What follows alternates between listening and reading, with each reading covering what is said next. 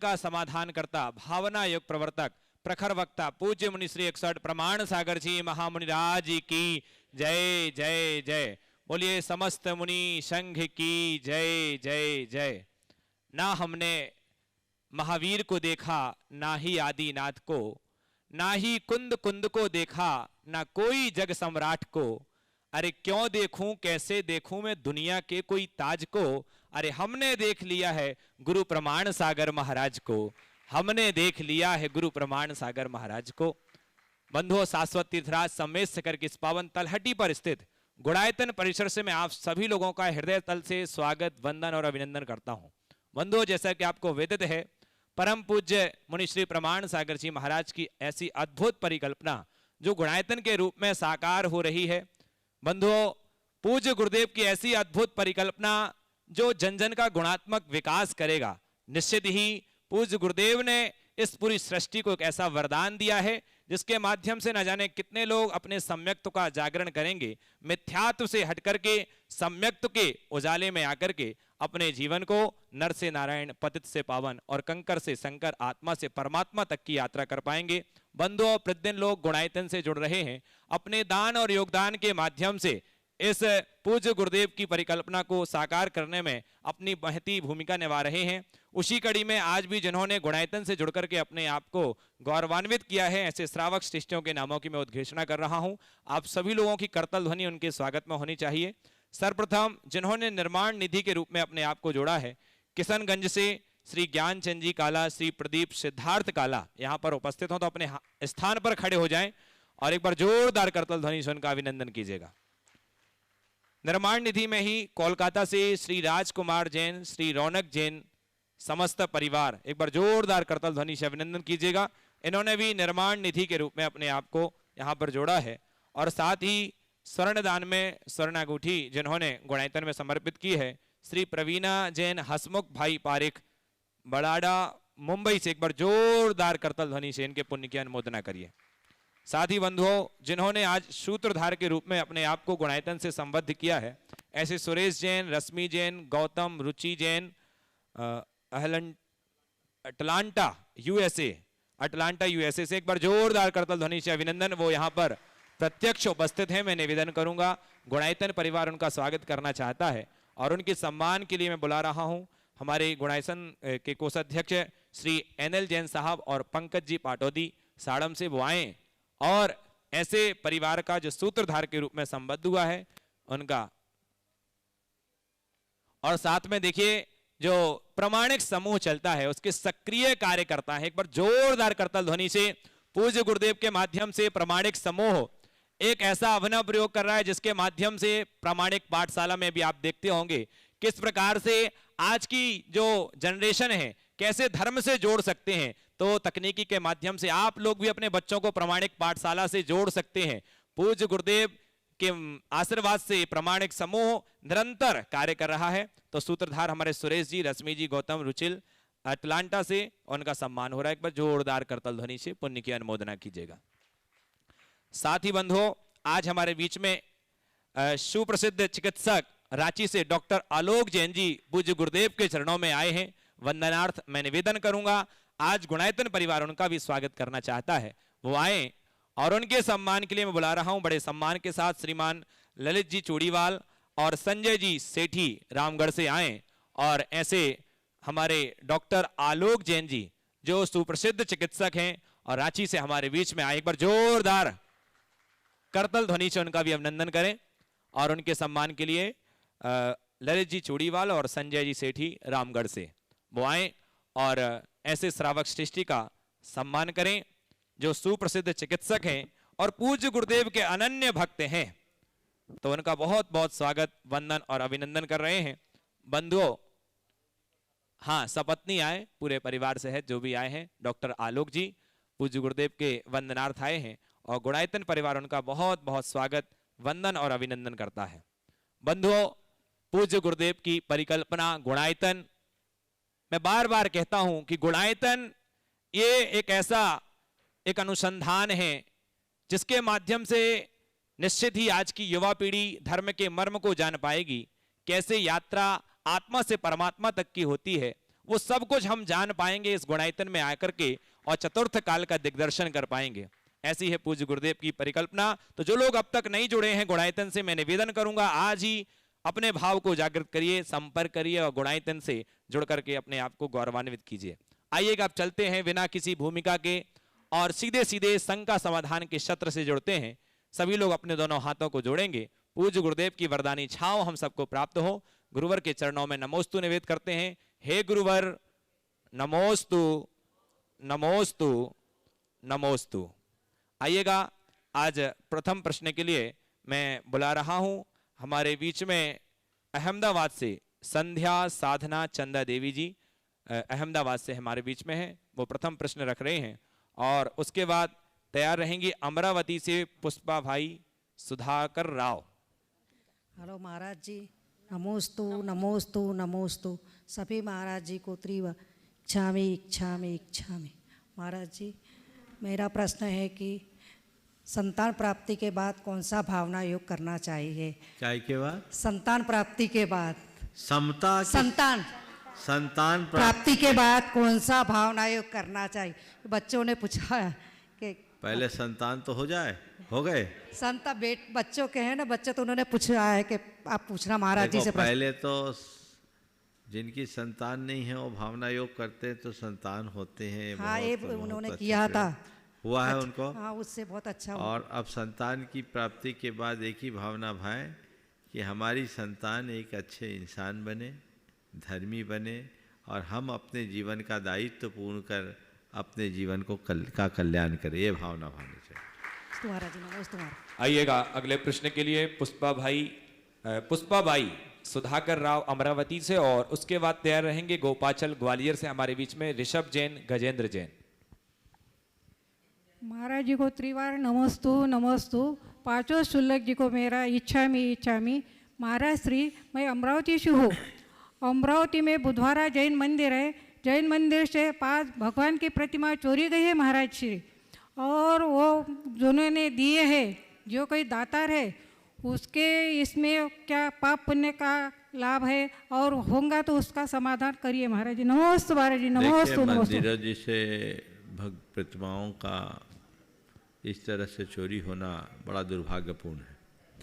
सबसे पहले तो मंदिर के प्रबंध व्यवस्था जिनके हाथ में, उनकी ये जिम्मेदारी होती है कि उनकी सुरक्षा को सुनिश्चित करे।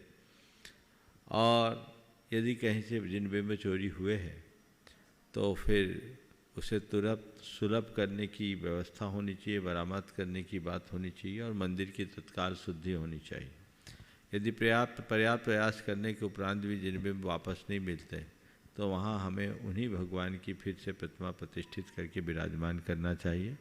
और आपने जो पूछा है कि जिन परिवारों ने विराजमान किया था उनको कोई दोष लगता है क्या, चूँकि इनमें इनकी अपनी कोई सहभागिता नहीं है कि हमारे निमित्त से चोरी हो, इसलिए इनको दोष की भागी तो मैं नहीं कहूँगा, पर ये दुख का विषय तो है ही ना। दुख तो होता ही है, इसलिए इस अपने दुख की शांति के लिए शांति कर्म करना चाहिए। चलिए ऋषभ जैन गजेंद्र जैन गोपाचल ग्वालियर से और उसके बाद तैयार रहेंगे शरद जी केवड़े गुलबर्गा कर्नाटक ग्रुप। महाराज जी नमोस्तु नमोस्तु नमोस्तु। महाराज जी, मेरा क्वेश्चन ये है कि आज मकर संक्रांति के दिन राजा भरत चक्रवर्ती जी ने सूर्यदेव को किस चीज़ का अर्घ्य दिया था? ये मकर संक्रांति के दिन की बात नहीं है, वो तो भरत चक्रवर्ती या चक्रवर्ती जो देखता है वो कर्क संक्रांति के दिन देखता है। आज तो सूर्य हमसे बहुत दूर है। जो हमारे नेतेंद्रीय के उत्कृष्ट उपशम का विषय है वो विषय कर्क संक्रांति के दिन होता है, आज के दिन का कोई संबंध नहीं। हमारे आज के दिन जो लोग समझते लोग कर्क संक्रांति के दिन सूर्य बिंब में स्थित जिनालयों के दर्शन करता है, आज के दिन नहीं। शरद केवड़े गुलबर्गा कर्नाटक ग्रुप से और उसके बाद तैयार रहेंगी दीपा पाटिल कर्नाटक से। काला महाराज जी की चरणों में त्रिवार नमोस्तु। सभी शुल्लक चरणों में इच्छामी। महाराज जी क्षमा करें, वो अभी नाम लिए ना, दोनों भी उपस्थित नहीं हो पाए, इसलिए क्षमा चाहते हैं। चलो आप मैं क्वेश्चन पूछ लेता हूँ। फायदा ले लो। आप प्रश्न पूछ लो। मेरा प्रश्न इतना ही है महाराज जी। अभी बहुत लोग मिथ्यात्व रहते हैं, उसको कैसे दूर किया जाए? देखो, अंदर के मिथ्यात्व को ज्ञान के प्रकाश से ही दूर किया जा सकता है। हम उन्हें सही वस्तु स्थिति का बोध कराए, तत्व ज्ञान कराए, तो उनके अंदर का मोह भंग होता है, मिथ्यात्व टूट सकता है, जीवन व्यवस्थित हो सकता है। पंकज नीतू पाटौदी साड़म से, और उसके बाद तैयार रहेंगे रवि पांड्या गुवाहाटी। नमोस्तु महाराज, नमोस्तु महाराज, नमोस्तु। नमोस्तु महाराज जी, इच्छामी चुलक जी, वन्ना भैया जी। गुरुवर, आज के सोशल मीडिया के ज़माने में हर कोई वायरल होना चाहता है, उसके लिए वो कोई भी कंटेंट्स रील्स बना के मीडिया में डालता है। तो ये सोशल मीडिया के ज़माने में क्या करना चाहिए, आप प्रकाश डालिए। सब सोशल मीडिया का सवाल भी करेंगे और इसको भी सोशल मीडिया में डालेंगे। इसका एक ही उपाय है, सोशल मीडिया में उन्हीं बातों को आप स्थान दो जिसकी कोई उपयोगिता है। जिनकी उपयोगिता नहीं है, न उसको आगे बढ़ाओ न उससे पढ़ो। अगर हम लोग इसको प्रोत्साहन देना बंद कर दें तो अपने आप ये बीमारी दूर हो जाए। लेकिन सब के सब फुर्सतिया बैठे हैं, तो उनको कुछ काम नहीं, तो जो आया, कई लोग तो बिना पढ़े ही फॉरवर्ड कर देते हैं, इसलिए पोषण होता रहता है। अगले प्रश्न के लिए मैं निवेदन कर रहा हूँ रवि पांड्या गुवाहाटी से, और उसके बाद तैयार रहेंगे राजेश रश्मि जैन गोमिया। नमोस्तु महाराज जी, नमोस्तु महाराज जी, नमोस्तु महाराज जी।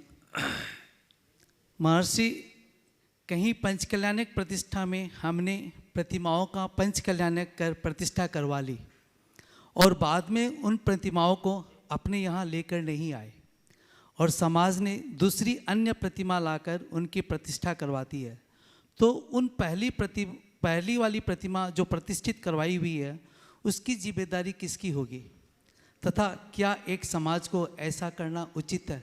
कृपया मार्गदर्शन देवें। ये बहुत बड़ा मजाक है भगवान के साथ, ऐसा कतई नहीं होना चाहिए, घोर अभिनय। सबसे पहले तो कहीं भी पंचकल्याणक प्रतिष्ठा हो और वहाँ आप जिनबिंब में प्रतिष्ठित करें, तो जिनबिंब की प्रतिष्ठा कराने से पूर्व संबंधित जिनालय से लिखित अनुमति लेना चाहिए, और जब तक उनकी लिखित अनुज्ञा न हो, अनुमति न हो, तब तक किसी प्रतिमा की प्रतिष्ठा भी नहीं होनी चाहिए। कई लोग भावों में आकर प्रतिमाएं ले आते हैं और उनकी प्रतिष्ठा करा देते हैं। अब मंदिरों में वहाँ जगह और व्यवस्था अनुकूल नहीं होती, तो वहाँ के लोग फिर उसे विराजमान नहीं कर पाते, तो भगवान कहाँ विराजमान करें। हर मंदिर में स्थान एक सुनिश्चित होता है, उसी के अनुरूप जिनबिंब की स्थापना होती है। तो कोई भी भगवान का बिंब हम विराजमान करें तो उसको देख कर करना चाहिए। तो कमेटी की लिखित अनुमति के बिना किसी की प्रतिष्ठा करनी ही नहीं चाहिए, और कमेटी ने अगर लिखित अनुमति नहीं दी है तो ना करें, और दी है तो उनको और किसी की स्वीकृति नहीं होनी चाहिए, फिर उन्हें एकदम स्वीकार करना चाहिए। अब आपने एक ऐसी दुविधापूर्ण बात कह दी कि जहाँ के लिए प्रतिष्ठित की वहाँ के लोग ले नहीं गए, वहाँ और कोई प्रतिष्ठा हो गई, अभी इनको क्या करें। तो भगवान को भगवान भरोसे तो छोड़ना ठीक नहीं है। अब उनको योग आसन दे करके विराजमान कीजिए। ये उनके लिए बहुत बड़े पाप का कारण बनेगा जिन्होंने भगवान विराजमान किया। स्थान सुनिश्चित किए बिना भगवान को विराजमान करना क्या कोई गुड्डा गुड्डी का खेल बना रखा है क्या? ये बहुत अच्छी बात नहीं है, ऐसी प्रवृत्ति नहीं होनी चाहिए। कभी भी किन्हीं को भी भगवान विराजमान करने का मनोभाव हो तो जब तक विराजमान कर्ता को भगवान को विराजने का स्थान सुनिश्चित न दिखे, प्रतिमा विराजमान करने का आप कोई काम मत करो। अब जो हो गया तो एक तो निवेदन करो कि जिस मंदिर के निमित्त से, अगर मंदिर कमेटी की अनुमति पूर्वक हुआ था, तो जिस मंदिर के निमित्त से भगवान को विराजमान किए की बात हुई थी, प्रतिष्ठा की गई, उसी मंदिर कमेटी को चाहिए कि वहाँ जगह बनाकर व्यवस्था करके करे, और नहीं करते तो अब भगवान प्रतिष्ठित हो गए हैं, उनकी व्यवस्था तो करनी होगी। आज से लगभग 28-30 साल पहले एक घटना हमारे सामने भी ऐसी हो गई थी। प्रतिष्ठा तो कर ली बिना पूछे, और बाद में वहाँ वालों ने लेने से इनकार कर दिया। अब प्रतिष्ठित हो गई, भगवान ले जा नहीं रहे। हमसे पूछा महाराज क्या करें, वहाँ वेदियाँ पूरी जितनी चाहिए थी हो गई। अब हमने कहा कि ये तो बड़ी चूक हो गई। कमेटी ने अतिरिक्त व्यवस्था बनाकर भगवान को विराजमान किया, पूजा अर्चा की जा रही है। जिस व्यक्ति ने प्रतिष्ठा कराई थी उसको भी बहुत अफसोस हुआ और उसने भी काफ़ी अपना पश्चाताप भी किया, दान राशि भी दी, लेकिन ये व्यवस्था तो बिगड़ गई। तभी मैंने तय कर लिया कि कहीं भी प्रतिष्ठा कराओ, अगर कोई प्रतिष्ठाचार्यों भी आजकल इसका ध्यान रखते हैं कि कोई भी प्रतिमा जी लेकर आए तो पहले आप अनुमति पत्र लाकर दिखाइए, लिखित कमेटी की अनुमति होगी तभी हम भगवान को प्रतिष्ठित करेंगे, अन्यथा नहीं। नमस्ते। आइए अगला प्रश्न लेकर के साधना विजय जी एडवोकेट दिल्ली से, और उसके बाद तैयार रहेंगे संजय जी सेठी।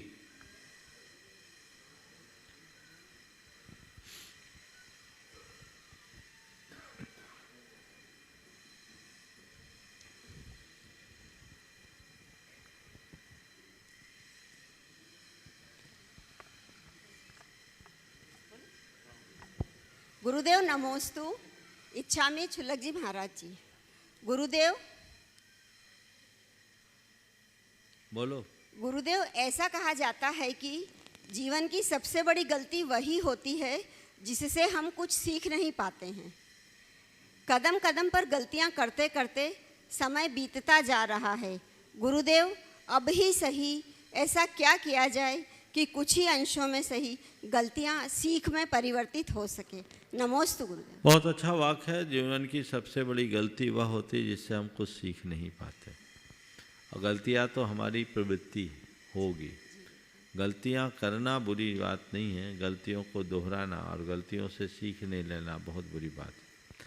हम क्या करें कि हमारी गलतियां कम हो और हम गलतियों से सीख लें।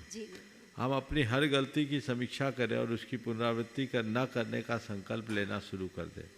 अपनी गलतियों का एहसास होते ही स्वयं को कुछ दंडित करने का प्रयत्न करें। यदि ये मनोभाव जगता है और उसके लिए हम अपने आप को मानसिक रूप से तैयार कर लेते हैं तो गलतियों की पुनरावृत्ति से बचा जा सकता है। लेकिन गुरुदेव संकल्प लेते ही टूट जाते हैं। संकल्प लेते ही टूट जाते हैं। संकल्प लेते ही टूट जाता है। खुद को दंडित करो, एक तय कर लो कि आज की तारीख में जो भी गलती होगी, जितनी गलती होगी, जब जब मुझे गलती का एहसास होगा हम 9 बार नमोकार जपेंगे और हर बार 10 रुपये की पेनाल्टी देंगे नमस्ते मंदिर के गुल्लक में। एक हफ्ता करके देखो कितना फर्क पड़ता है। संजय जी सेठी, और उसके बाद हमारे बीच में डॉक्टर आलोक जी, वो भी अपनी बात पूज्य गुरुदेव के चरणों में रखें।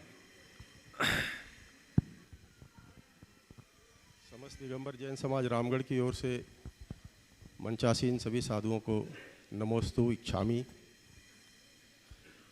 गुरुवर, अक्सर हम बातचीत के दौरान शब्दों का संयोजन एक यूज़ करते हैं कि मेरे मन मस्तिष्क में क्या चल रहा है। मन और मस्तिष्क, हम दोनों शब्दों को विच्छेद करके ही बोलते हैं। इससे स्पष्ट एक तरीक़े से यह है कि मन और मस्तिष्क दो अलग चीज़ें हैं। जहाँ मस्तिष्क शरीर के एक अवयव के रूप में अवस्थित है, मन का ऐसा कोई स्थान नहीं है शरीर के अवयवों के रूप में। तो क्या ये जड़ और चेतन का फ़र्क मन और मस्तिष्क का फ़र्क है? जहाँ मन मस्तिष्क को नियंत्रित करता है और मस्तिष्क कमांड दे करके शरीर से, मन मस्तिष्क को नियंत्रित करता है और मस्तिष्क शरीर को कमांड दे के काया को कार्य लेता है। तो क्या मन को चेतन माना जाए, या जो कुछ हम करते हैं हमारा जो परिचय है वो हमारा मन ही है? बहुत अच्छा सवाल है आपका।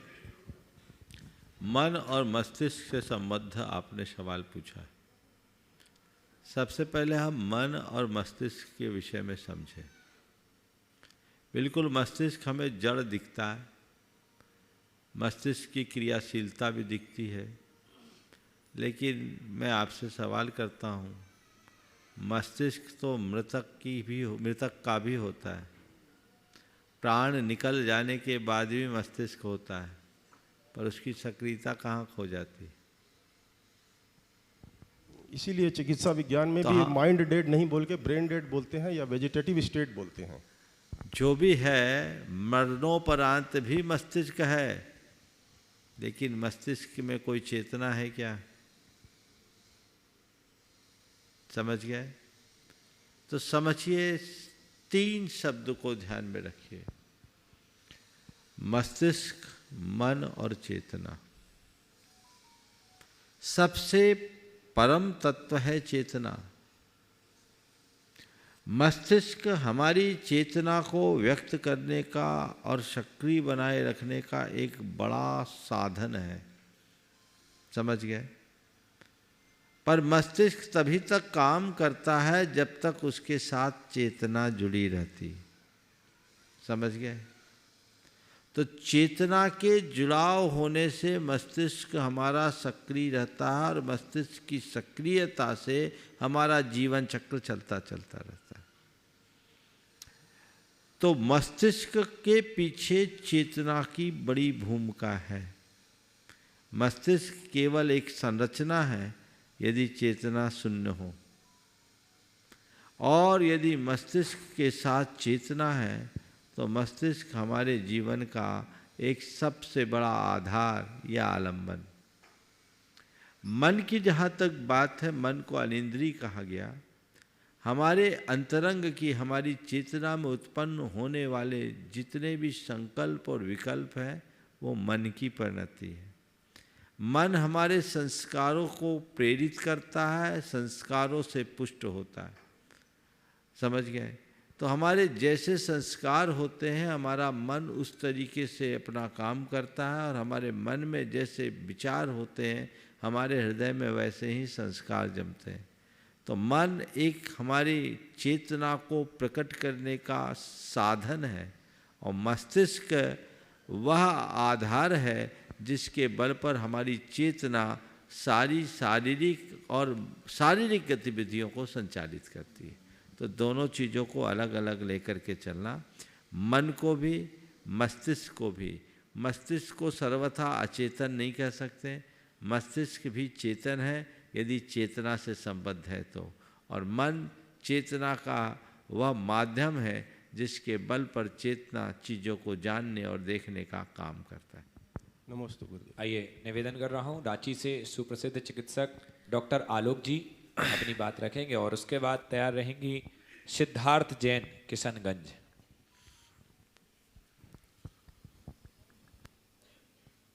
नमस्ते महाराज, आपके आशीर्वाद से मेरी बेटी चिकित्सक बन गई है, और मैं चाहता था कि आप नए चिकित्सकों को, जैसे मैं चिकित्सक हूँ, मेरे पिताजी चिकित्सक थे, अभी जो अब नए चिकित्सक आ रहे हैं उनके लिए क्या आप संदेश देना चाहेंगे समाज के प्रति या उनका और लोगों के प्रति, और आपका आशीर्वाद।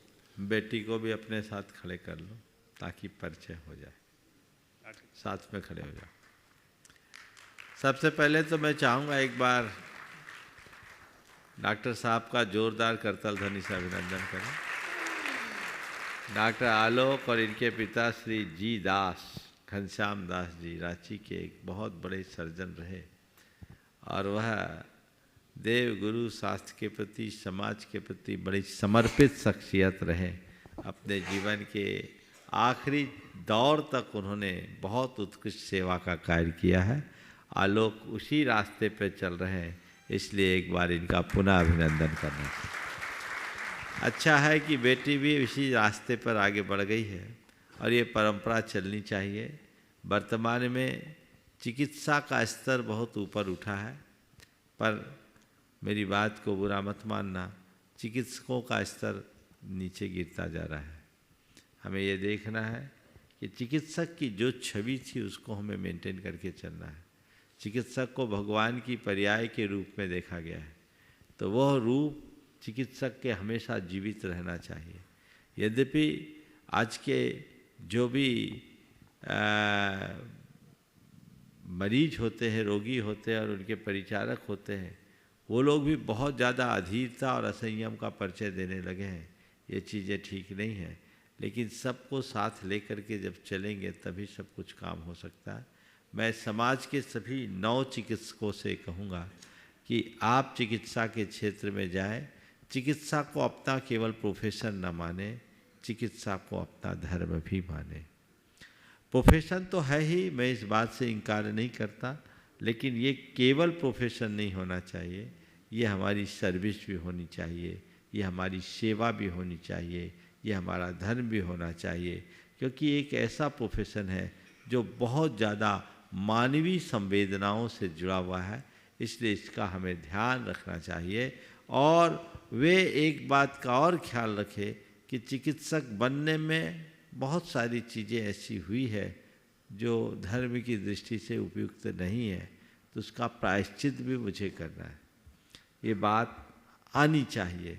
और जो एथिक्स आप लोगों को पढ़ाए जाते हैं उनको अपना करके चले तो सभी अच्छा बन सकेंगे।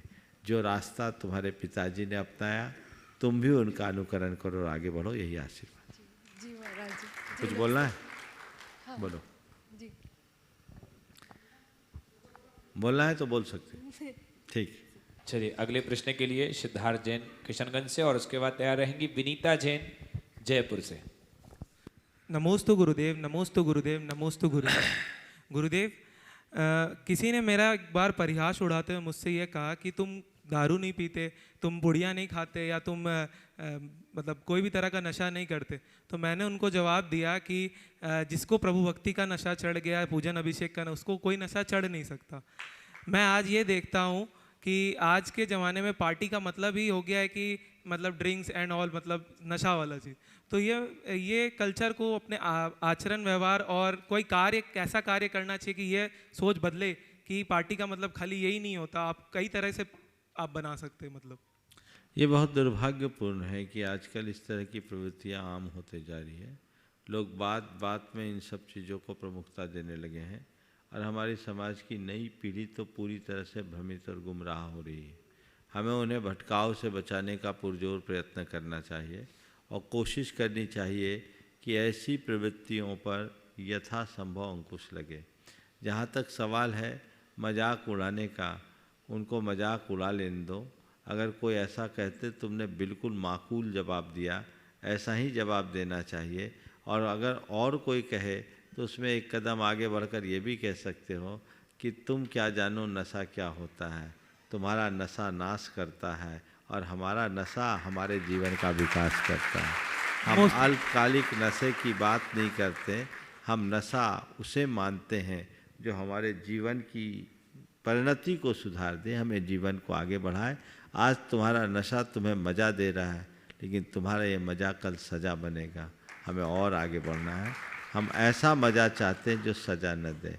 और एन्जॉयमेंट के बारे में उनको बोलो कि एन्जॉयमेंट नशा में नहीं है, एन्जॉयमेंट मानसिकता में है। हम अपनी मानसिकता को ठीक बना रखे हैं। हमारा धर्म हमें किसी नशा की आवश्यकता ही महसूस नहीं होने देता।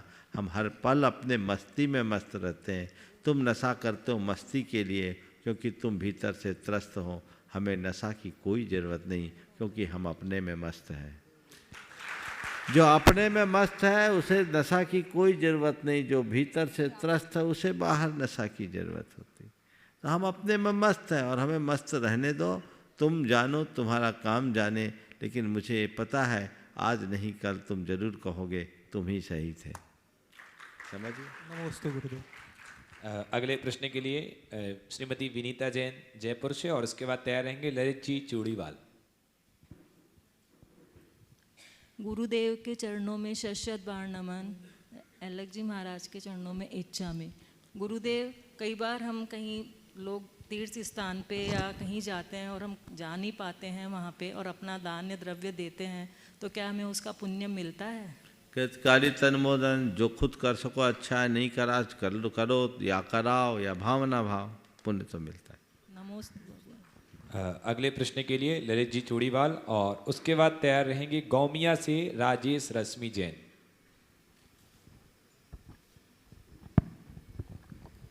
गुरुवर, आज पूरा देश मकर संक्रांति मना रहा है। जैन धर्म में अपने मकर संक्रांति किस रूप में मनाया जाना चाहिए, कृपया मार्गदर्शन दें। देखिए, मकर संक्रांति ये तो हर महीने सूर्य एक राशि से दूसरी राशि में जाता है। आज तो नहीं, कल है मूलतः मकर संक्रांति। कर्क राशि से मकर राशि में बदलता है। एक प्राकृतिक घटना है और उस प्राकृतिक घटना को जैन धर्म उसी अनुरूप लेता है। लोक पर्व के रूप में यदि कोई उत्सव मनाए वो एक अलग चीज़ है, लेकिन जैन धर्म में से कोई धार्मिक दृष्टि से अतिरिक्त स्थान नहीं दिया गया। नमस्ते।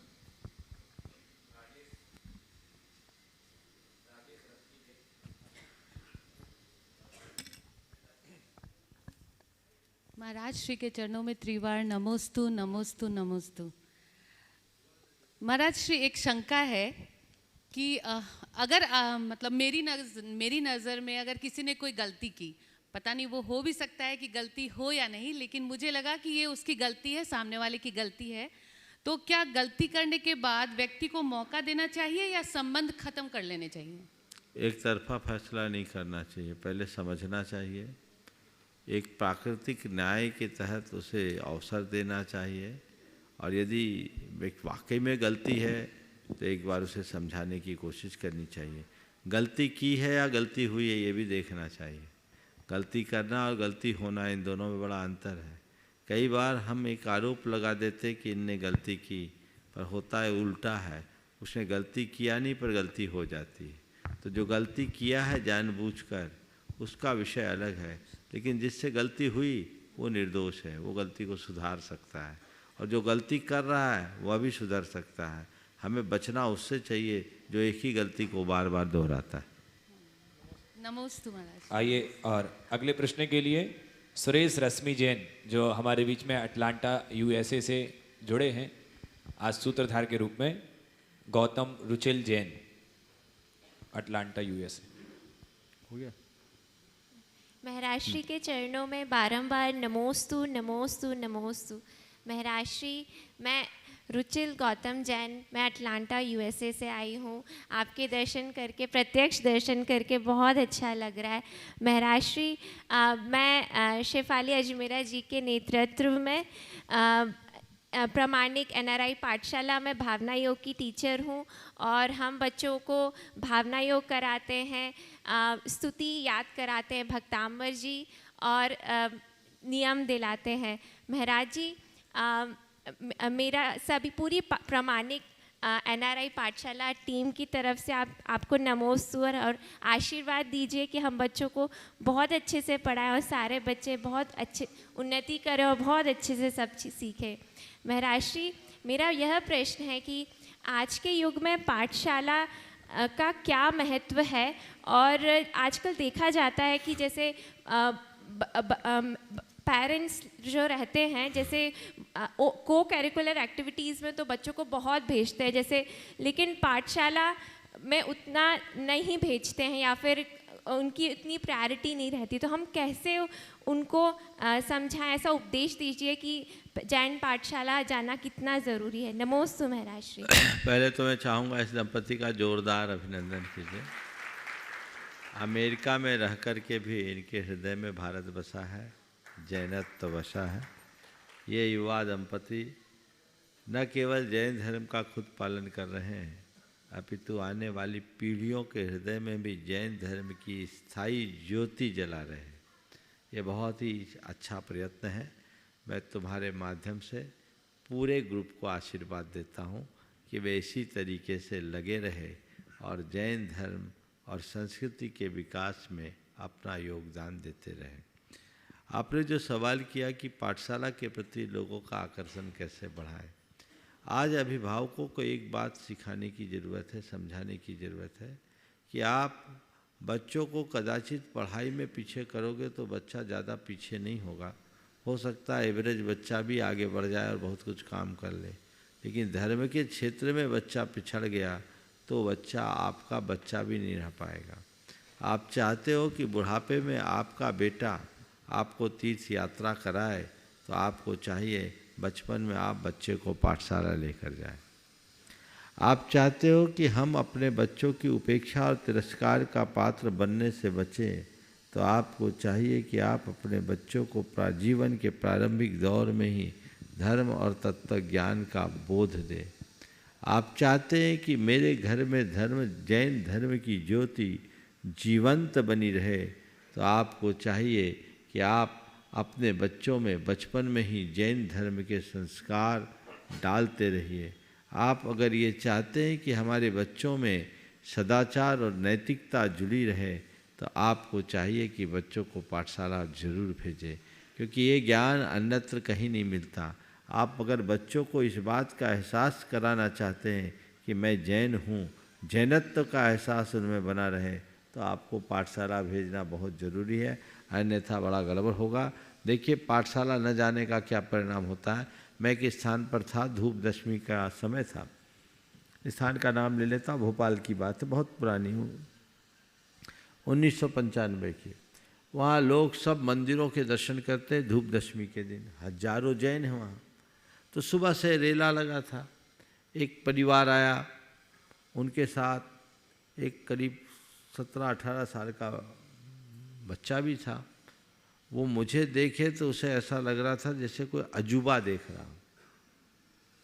जो सज्जन थे वो परिचित थे, वहाँ के बड़े उच्चाधिकारी थे, एक बड़े संस्थान के उच्चाधिकारी थे, आते जाते थे। वो बच्चा पहली बार आया, मैं उसकी तरफ देखा, उन्होंने बच्चे से कहा, बेटे महाराज जी हैं, महाराज जी को प्रणाम करो। अब जब उनसे कहा जा रहा प्रणाम करो, तो वो ऐसे देखे जैसे कि क्या करना है, कुछ समझ में नहीं आया। बेटा अपने महाराज जी हैं, इनको प्रणाम करो। तो भी कोई प्रतिक्रिया नहीं दी। फिर मैं बोला, बेटे महाराज जी को प्रणाम करो, अपन को नमस्तु कहना होता है। तो धीरे से जेब से हाथ निकाला, ये किया। मैं उनकी तरफ देखा, मैंने कहा भैया ये क्या है?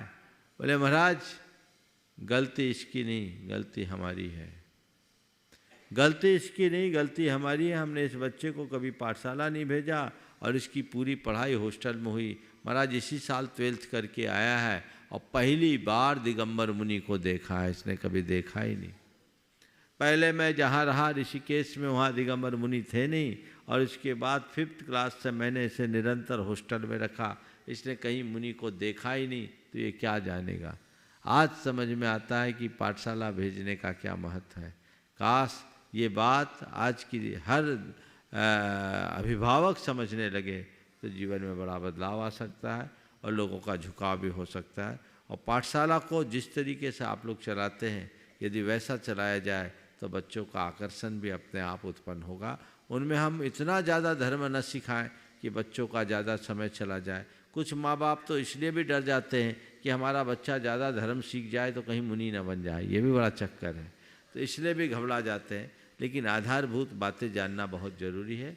उनके हृदय में पाप से डर होना चाहिए, संवेदनशीलता होनी चाहिए, कर्तव्य निष्ठा होनी चाहिए और अपने कुल का गौरव होना चाहिए।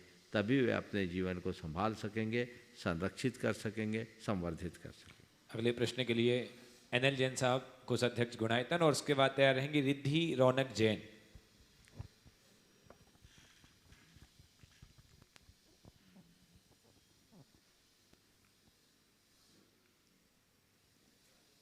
मंचासीन सभी गुरुओं को सादर नमन वंदन।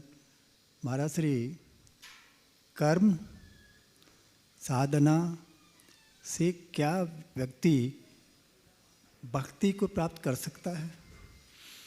कर्म साधना से क्या भक्ति को प्राप्त कर सकता है? कर्म साधना और भक्ति से। कर्म साधना और भक्ति से। कर्म साधना और भक्ति से। कर्म साधना और शक्ति से शायद प्राप्त, ऐसा कैसा कुछ है। आप जो पढ़े हैं ना, बहुत खोज का सवाल रहता है आपका, लेकिन इसको थोड़ा संशोधित कर लो। मूलतः ये जैन शब्दावली नहीं है, जैन परंपरा में इस तरह की शब्दावली नहीं होते। लेकिन भक्ति का मार्ग, कर्म का मार्ग और एक मार्ग है ज्ञान का मार्ग। कर्म ज्ञान साधना, कर्म ज्ञान और साधना तीनों है। साधना या भक्ति, क्या पढ़ा था आपने? नहीं, कर्म ज्ञान और साधना से क्या भक्ति प्राप्त की जा सकती है? कर्म ज्ञान और साधना से क्या भक्ति पा जा सकती है? मैं तो ये कहता हूँ, अगर हृदय में व्यक्ति के भक्ति हो जाए तो कर्म ज्ञान और साधना तीनों सार्थक हो सकते हैं। समझिए। चलिए, नमस्ते महाराज श्री। रिद्धि रौनक जैन, और उसके बाद तैयार रहेंगे सुभाष जी जैन, CEO गुणायतन। वो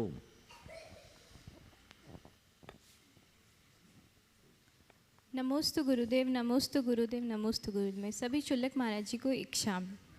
गुरुदेव, मेरा प्रश्न ये है कि आखिर कितना सफल होना होता है, क्योंकि इंसान की भूख कभी भी एक लक्ष्य पे ख़त्म नहीं होती, उसके बाद उसे दूसरा ज़रूर दिखता है। नमोस्तु महाराज। बहुत अच्छा सवाल है। कितना सफल होना होता है, क्योंकि इंसान की भूख कभी ख़त्म नहीं होती, एक लक्ष्य के बाद दूसरा उत्पन्न हो जाता है। वैसे कहता हूँ वही सफलता है जो मन में संतोष और प्रसन्नता को उत्पन्न कर दे। अगर मन में स्थायी संतोष का अभाव है तो सफलता नहीं, एक प्रकार की विफलता है। तो सफलता के साथ प्रसन्नता हो, स्थायी प्रसन्नता जो हमारे हृदय के संतोष में, वही सफलता है। हमारे यहाँ अगर दूसरे शब्द में देखें तो कृतकाम होना ही हमारी सफलता की पूर्णता है। कामना की पूर्ति होना ये सफलता नहीं, कृतकाम बन जाना, यानी अब मेरे पास कोई काम ही ना बचे, वो सफलता है। और थोड़े गूढ़ अर्थ में जाएं तो सिद्ध हो जाना ही सफलता है। जब तक हम सिद्ध नहीं हुए तब तक विफल हैं। इसलिए अपनी वास्तविक सफलता चाहते हो तो सिद्ध अवस्था को अपना लक्ष्य बनाओ और उसे लक्ष्य बनाकर आगे बढ़ते जाओ। नमोस्तु गुरु। श्रीमान सुभाष जी, CEO गुणायतन, और उसके बाद तैयार रहेंगे परम आदरणीय पंडित सिद्धार्थ जी शतना। परम श्रद्धेय गुरुदेव के चरणों में शत नमन। मंचासीन चुल्लक महाराजों के चरणों में सादर इच्छामी। गुरुदेव, अभी 2 बड़े प्रकल्प भारतवर्ष में बने तैयार हुए हैं, एक हमारा मंदिर और एक अयोध्या का राम मंदिर।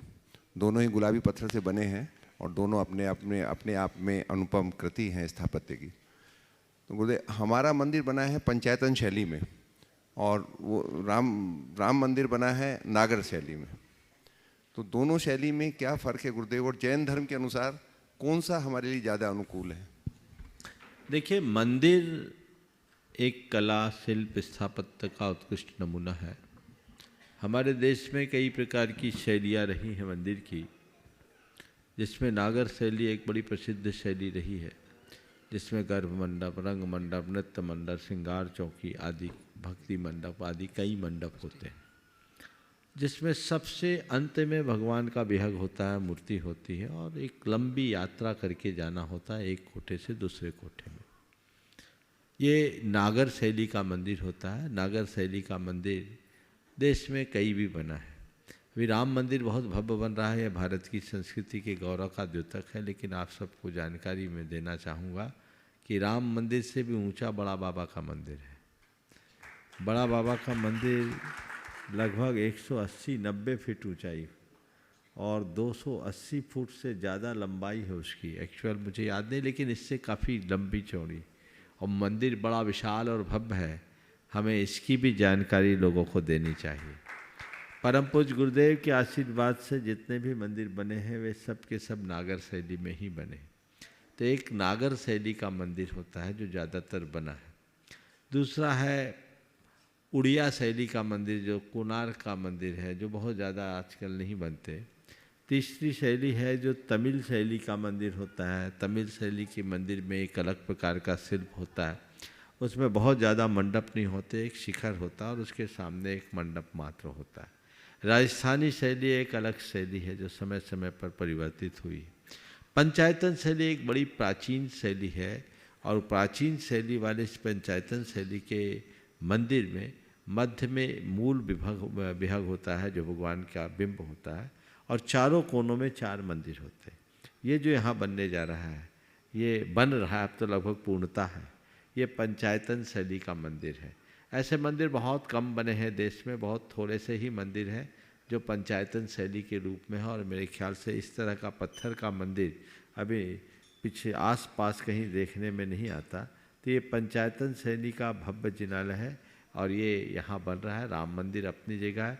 मंदिरों की तुलना मेरी दृष्टि से उचित नहीं है, मंदिर तो सब मंदिर होते हैं। लेकिन हाँ, ये बात सही है कि आप इस बात का प्रचार प्रसार जरूर कर सकते हैं कि हमारे मंदिर में क्या आकर्षण है, क्या शिल्प है। इस मंदिर की एक एक चीज़ें जो बनाई गई है, जिस सोच के साथ बनाई गई हो, अपने शास्त्रों की सारी बातों को रेखांकित की गई। यहाँ एक एक पत्थर बहुत सारा संदेश दे रहा है। हर पत्थर में शिल्प शास्त्र के साथ साथ हम जैन दर्शन की मूलभूत बातों को भी उजागर करने में समर्थ हो रहे हैं, जिससे लोगों को प्रेरणा मिल सकती।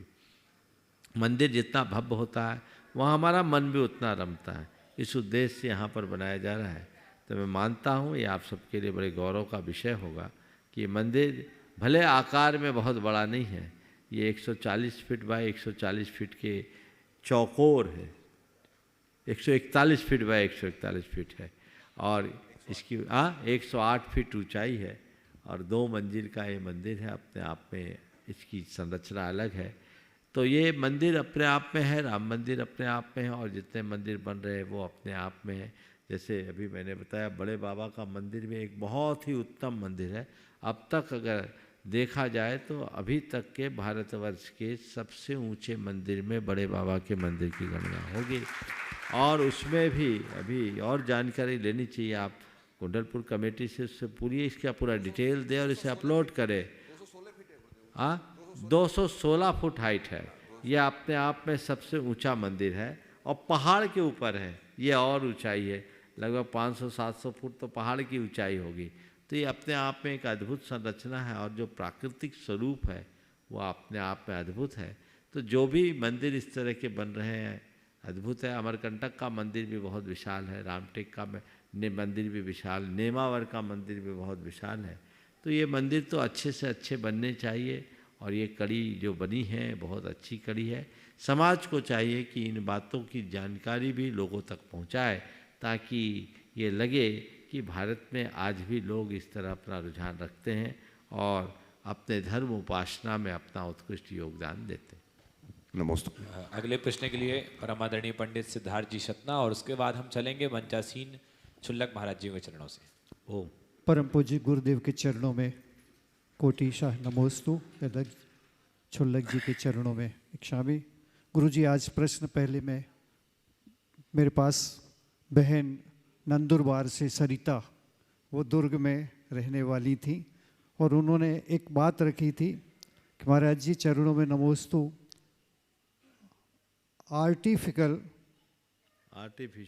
आर्टिफिशियल इंटेलिजेंस निर्णय लेने की क्षमता रखता है, फिर वह हमारे आगम में भी निर्णय लेने लगेगा, तो फिर हमारे आगम के रहस्य की विस्तार पूर्वक जानकारी वर्तमान टेक्नोलॉजी में उपलब्ध हो जाएगी। तो इससे क्या हानि और क्या लाभ है? ये तो पूरे देश विश्व में बहस का विषय बना हुआ है, ये AI के बारे में कि ये क्या होगा। ये तो समय बताएगा। इसके अच्छे और बुरे दोनों प्रकार के पक्ष हैं। चीज़ें सुगम भी होगी और चीज़ों में उलझने भी आएगी। ये दोनों चीज़ें हैं, एक बड़ी चैलेंजिंग है। हम ना इसको रोक सकते हैं न कुछ कर सकते हैं, क्योंकि जो चीज़ें इंटरनेट पर उपलब्ध है वो आप किसी एक तक सीमित होने वाली नहीं है। तो वो चीज़ें फैलेगी, विस्तार पाएगी। हमें भी अब समय के साथ इसे स्वीकार करना पड़ेगा। बस प्रयास ये करना है कि इसके दुष्परिणामों से बचा जा सके। प्रसंग इसलिए आया कि वो कह रही थी महाराज जी की जो क्लास सुबह चल रही है बहुत फास्ट चल रही है, इसमें थोड़ी महाराज जी विस्तार से करेंगे तो ये भी टेक्नोलॉजी में ये सबमिट रहेगा, तो ये कम से कम उसमें पहुंचेगा। और ये बहुत जल्दी एक दिन में इतनी सारी गाथाएं हो जाती, तो हमने कहा अच्छा हम तो इसलिए कि ज़्यादा बता कहाँ रहे, बहुत थोड़ा ही चल रहा है। क्यों फास्ट चल रहा है क्या? जितना खुराक चल रही है ठीक है, उसको 2 बार 3 बार सुन लो तो बराबर हो जाएगा। अपना प्रश्न हम कल करें, अपना प्रश्न कल करें। ठीक चलिएगा, आप चलते हैं मंचासीन पूज्य छुल्लक श्री महाराजों के चरणों से जुड़ने के लिए मैं निवेदन करूंगा छुल्लक श्री स्वरूप सागर जी महाराज के चरणों में। मुनि श्री के चरणों में बारंबार नमोस्तु। प्रथम प्रश्न के लिए निवेदन है पूज्य छुल्लक श्री आदर सागर जी महाराज से कि अपने प्रश्न के माध्यम से हम सभी को लाभान्वित करें। कल वाला सवाल। नमोस्तु भगवान।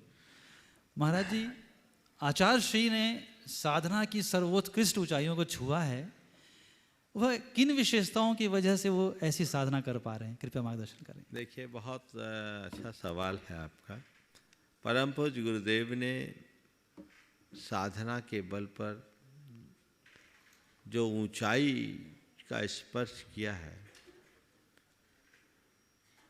उसने उन्हें जैन धर्म की पर्याय बना दी। आज आचार्य विद्यासागर का नाम लेते ही जैन धर्म, और जैन धर्म का नाम लेते ही आचार्य विद्यासागर अपने आप आ जाता है। आपने पूछा है कि किन विशेषताओं के कारण उन्होंने ये ऊंचाई पाई। मैं तो ये कहता हूँ कि इन वर्षों में वो चले हैं, और इतना चले हैं कि चलते चलते खुद राह बन गए। वे तपे हैं, और इतना तपे हैं कि तपते तपते खुद तप बन गए। उन्होंने खुद को खपाया है, खुद को तपाया है, तभी जीवन को कुंदन बनाया है। उनके जीवन की विशेषताएं मैं शब्दों में क्या कहूँ। उनके विषय में कुछ कहना तो ठीक ऐसा ही है जैसे कोई सूतली से नमक की पुतली को बांधे, नमक की पुतली को सूतली से बांधकर सागर में डाले और उसकी थाह लेनी चाहे कि सागर कितना गहरा है, क्या कहेंगे? नहीं कहा जा सकता। लेकिन फिर भी आपने कहा है, तो मैं उनके संदर्भ में कुल 4 बातें कहना चाहूँगा जो मुझे उन्हें सबसे अलग रूप में दर्शाते हैं। वो है, सबसे बड़ी बात, वे बड़े आत्मविश्वासी हैं। कोई भी साधक जब तक आत्मविश्वास से लवरेज नहीं होता, तब तक अपनी चेतना का वास्तविक विकास नहीं कर पाता। बहुत प्रगाढ़ आत्मविश्वास है उनके अंदर। दूसरी बात, उनके अंदर आत्म संयम है। आप देखते उनकी कोई भी प्रवृत्ति पहले से किसी को पता ही नहीं चलता। अपने आप पर इतना नियंत्रण एक साधक की बड़ी पहचान होती है। आत्मनियंत्रण, आत्मसंयम से सीखें। और वो हमेशा कहते हैं महसाम वृत्ति दुर्लक्षा, महान आत्माओं की वृत्ति को देखा नहीं जा सकता। वो आत्मसंयम उनके जीवन की एक बड़ी विशेषता है जो उनके महानता का मूल आधार है। तीसरी बात, वे अध्यात्मनिष्ठ हैं। अध्यात्म उनके अंदर कूट कूट करके भरा हुआ है। ऐसा अध्यात्म सब कुछ करते हुए भी खुद में रमने की क्षमता उनके अंदर है।